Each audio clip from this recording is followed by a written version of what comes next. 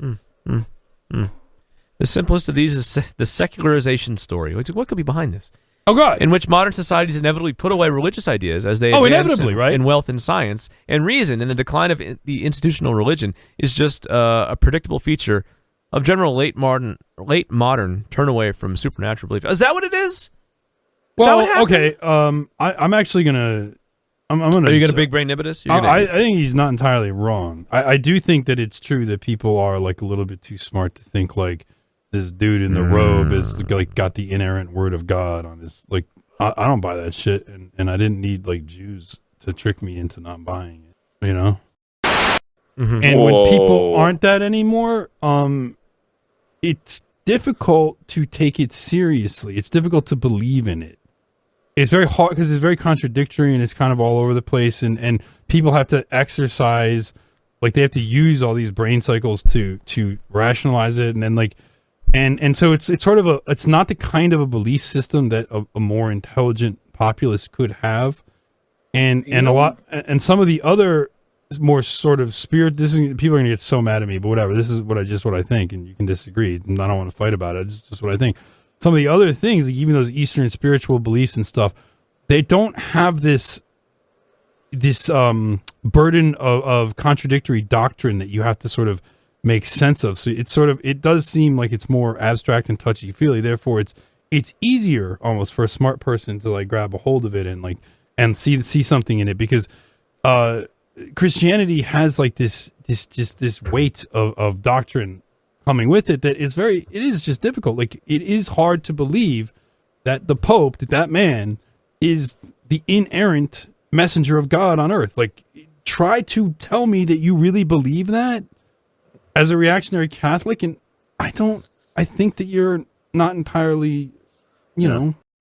Hi everyone, my name is Miles Poland, and I wanted to address some things said on the most recent TDS that broadcast on Wednesday the 12th of December 2018. For the sake of context, TDS is discussing an article by Ross Douthat, I think that's his name, about the rise of paganism, and that was the clip that you saw or listened to before hearing me.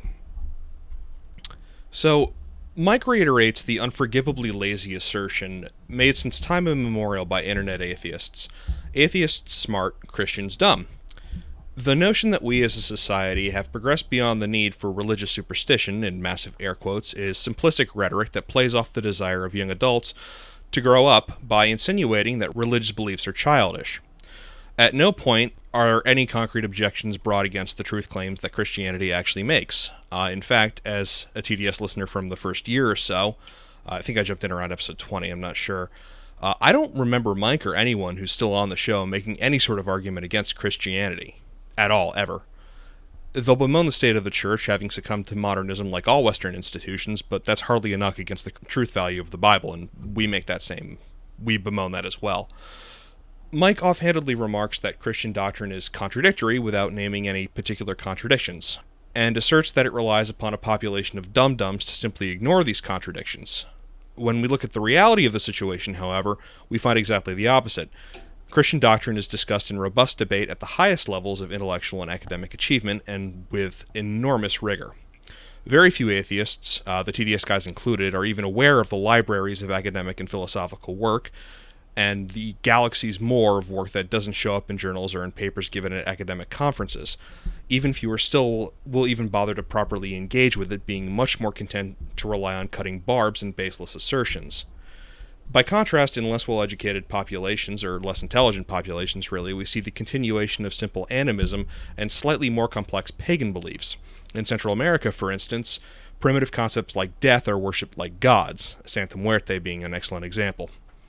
Among nominal Central American Catholics, there is no distinction between veneration and worship of Christian saints. What drives the diminishment of faith of all sorts is a material prosperity taking the place of God in the minds of man. If you have Netflix and legal marijuana, who needs God? Or so the thinking goes. Once again, though, you'll notice that the truth claims of Christianity aren't actually being challenged. One of the few concrete things Mike mentioned is the mistaken impression that Catholics hold the Pope to be completely infallible. This is simply not the case. Popes have been tried and sentenced for various heresies over the many years, and a lot of the things they've said over the years have been condemned by later popes. This mistaken impression comes from a misunderstanding of what constitutes the Pope speaking what's called ex cathedra, or from the chair, I believe it is, which throughout the entire history of the Catholic Church has only happened twice, and it was only to reiterate basic Catholic doctrine that no one who is a Catholic actually disbelieves. And as far as I'm aware, it only happened 150 years ago. So 2 statements stating the obvious 150 years ago. That's the entirety of the history of Pope speaking ex cathedra. What they say beyond that is not considered infallible at all. Enlightened, maybe. Inspired, a little bit, I guess. Popes are usually fairly well educated, but by no means is it infallible. This belief is fairly common, so I guess we can let that one slide, though. A lot of Protestants and a lot of unbelievers actually hold that belief to be true as well.